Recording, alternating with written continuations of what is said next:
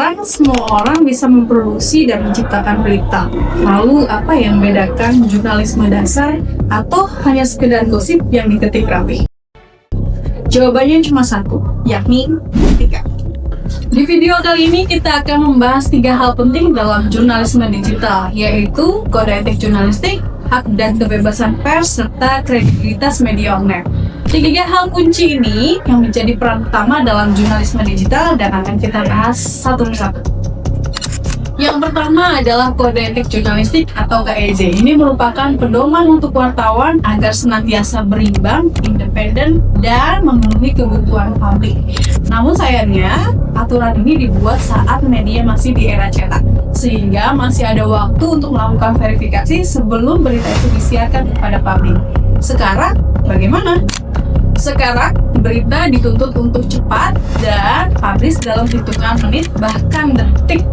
Karena algoritma kita bukan melihat ketelitian, tapi siapa yang lebih cepat. Dan ini tentunya berdampak nyata bagi perkembangan dunia jurnalisme digital. Dewan Pers bahkan mencatat terjadi pengaduan masyarakat terhadap kasus pelanggaran yang dilakukan oleh media cyber. Dari 626 kasus sepanjang 2024, kini pengaduan masyarakat melonjak ke 1.166 kasus dari Januari hingga November 2025. Mayoritas pengaduan itu adalah seputar media cyber mengenai berita yang tidak berimbang, foto dan video yang tersebar tidak jelas sumbernya di mana, bahkan melanggar hak privasi seseorang. Kasus terbaru yang masih happening pada Juni 2025, ada seorang tokoh masyarakat di Kepulauan Riau yang melaporkan belasan wartawan cyber yang memberitakan dirinya sebagai pelaku pematangan lahan. Padahal saat itu dia sebagai korban, bukan pelaku. Dewan Pers kemudian memutuskan kepada 9 media cyber ini terbukti melanggar pasal 1 dan pasal 3 kode etik jurnalistik karena ketidakberimbangan beritanya, mencampurkan antara opini dengan fakta, serta tidak melakukan cek dan dicek sebelum disiarkan. Untuk itu, Dewan Pers merekomendasikan kepada media cyber yang terbukti melanggar ini untuk melakukan hak jawab dan permohonan maaf dalam waktu 2x24 jam. Kasus tadi membawa pada topik pembahasan yang kedua, yaitu mengenai hak dan kewajiban pers.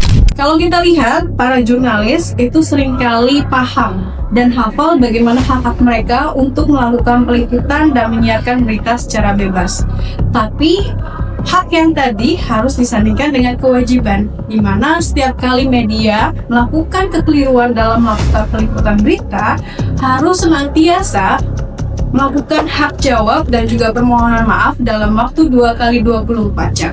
Jika media menolak, maka dalam Undang-Undang Pers itu bisa mengandung atau memberikan sanksi 500 juta kepada media yang tidak mau memenuhi hak tersebut. Anggap saja redaksi media memegang 2 kunci utama, yaitu masalah kebebasan dan akuntabilitas. Maka ketika kunci kebebasan itu dipublish atau disiarkan melalui media, maka akuntabilitas menjadi kunci pengikutnya sebagai konsekuensi dari keterbukaan dan hak jawab masyarakat itu sendiri. Aspek berikutnya adalah kredibilitas media online. Hal ini menjadi hal yang sangat rapuh untuk media cyber. Kredibilitas media online yang dibangun bertahun-tahun bisa jadi runtuh dalam satu malam hanya karena headline yang ceroboh. Untuk itu, aspek yang menjadi kredibilitas media online salah satunya adalah terverifikasi Dewan Pers. Dewan Pers mencatat per Mei 2026 sudah ada 1.277 media massa yang 809 diantaranya adalah media cyber. Namun, verifikasi Dewan Pers saja tidak cukup. Media cyber juga harus berpegang teguh pada prinsip independensi, terutama pada topik politik atau bersaing secara sehat dengan maraknya fenomena buzzer di tengah masyarakat. Mari kita tutup dengan satu pesan penting. Etika jurnalistik sejatinya bukanlah penghambat dari kecepatan jurnalisme digital itu sendiri. Media yang senantiasa disiplin verifikasi, menjaga independensinya, dan berpihak senantiasa pada rakyat adalah media yang membangun kredibilitas online jangka panjang. Ini merupakan investasi terbaik bagi media, sehingga media bukan hanya menjadi arus utama yang begitu lewat saja oleh masyarakat, tapi jadi media yang tetap menjunjung tinggi etika jurnalistik.